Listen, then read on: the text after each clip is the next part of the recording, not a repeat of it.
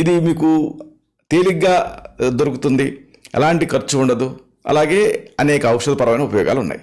ఏమిటివి అంటే ముఖ్యంగా మనం చెప్పుకోవాల్సింది కామెర్ల వ్యాధి, జాండీస్.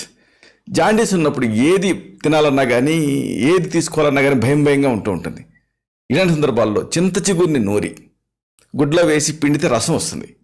ఈ చింత చిగురు రసాన్ని దానికి కొంచెం కలకండ, మీ రుచికి తగినంత పటిక బెల్లం పొడిని కలిపి ప్రతిరోజు కూడా దీన్ని తాగుతూ ఉండాలి.